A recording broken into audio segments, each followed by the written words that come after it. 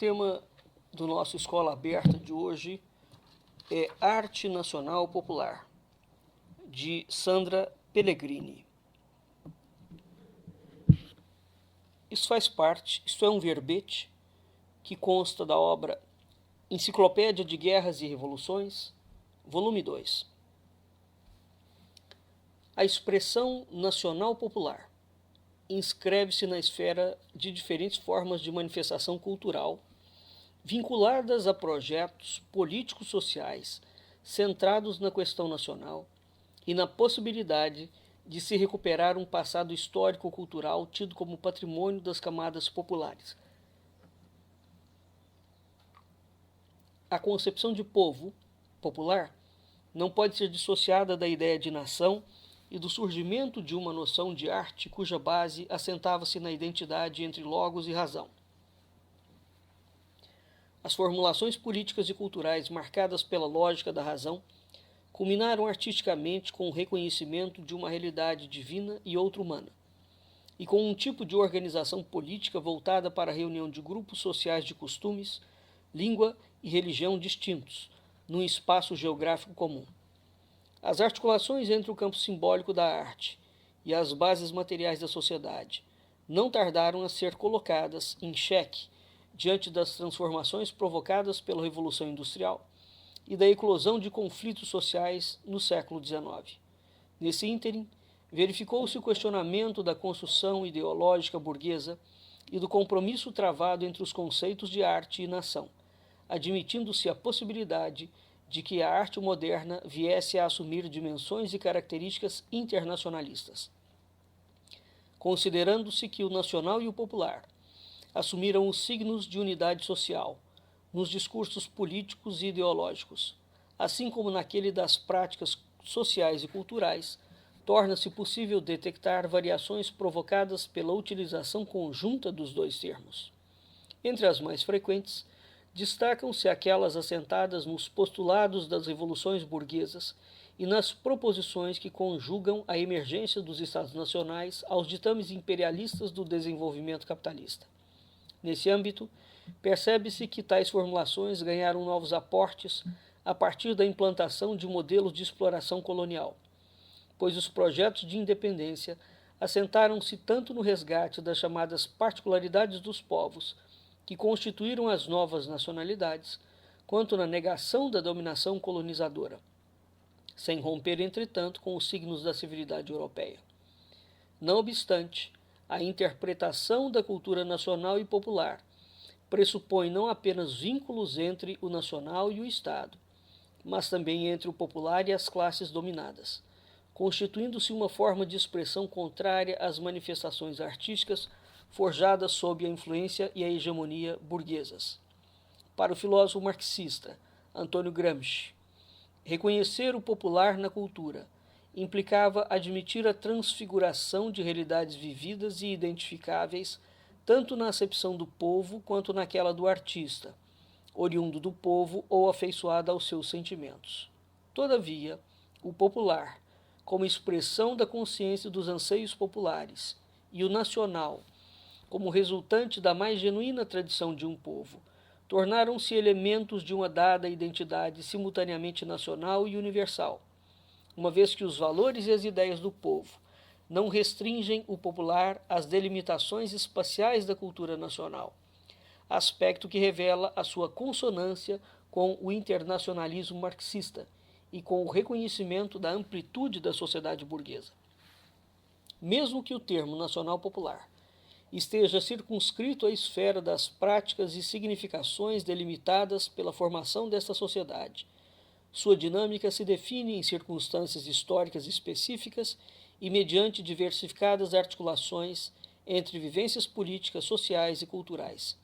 Neste sentido, se por um lado a acepção de uma cultura nacional e popular mantém-se afinada aos princípios de um projeto que, grosso modo, se ocupa da tematização dos problemas e do modus vivendi dos segmentos sociais menos favorecidos, por outro lado, a tentativa de definir uma cultura nacional parece contrapor-se ao diagnóstico da existência de uma cultura alienada, informada por referenciais externos.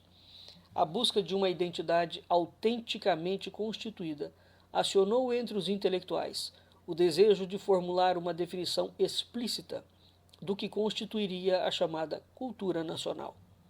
Na ânsia de fazê-lo, autores politicamente antagônicos, cujas proposições resultaram de tradições diferentes, parecem sintetizar o problema dessa formulação em campos distintos. 2 pontos. 1. No âmbito da distinção do nacional em relação ao estrangeiro. O outro, na esfera da recuperação do folclore nacional. E, por último, na perspectiva política.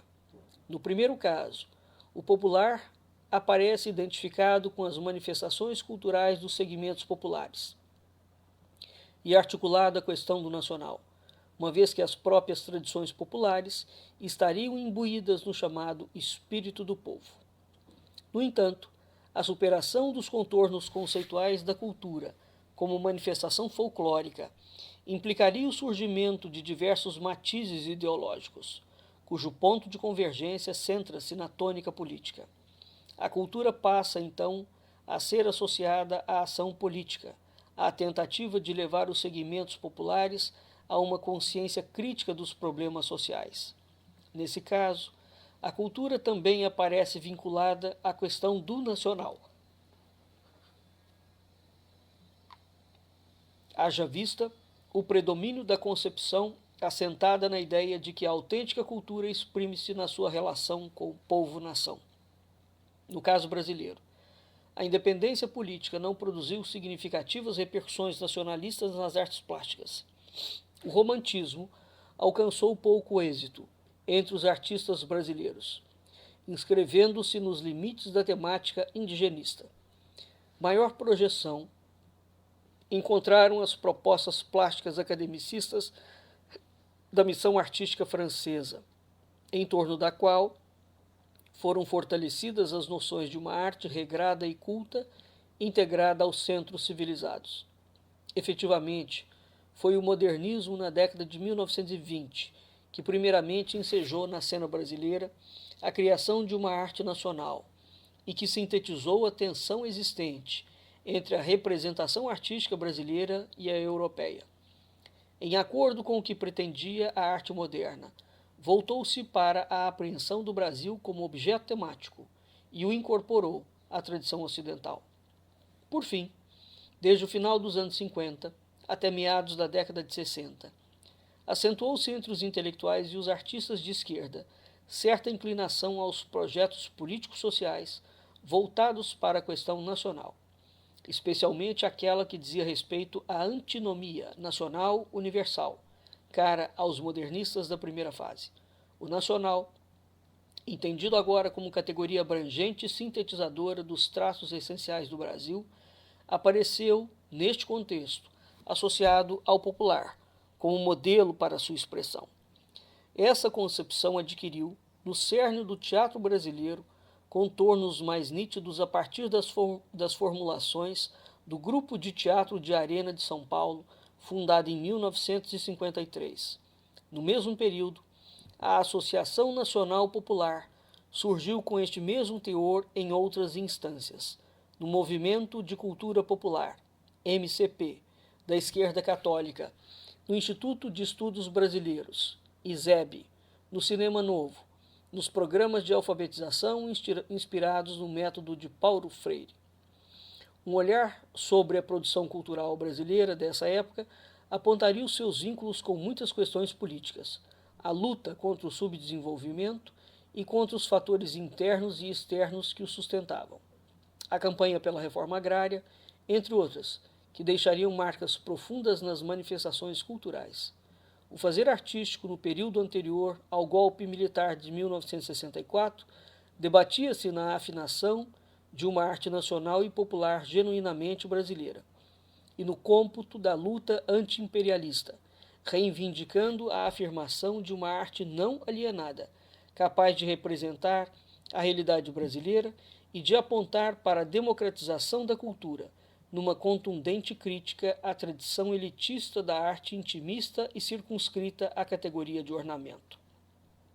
Projetava-se uma noção de popular identificada com as classes subalternas, em especial ao proletariado, optando-se pela observância crítica da história das mais diversas manifestações culturais brasileiras. Até o próximo Escola Aberta.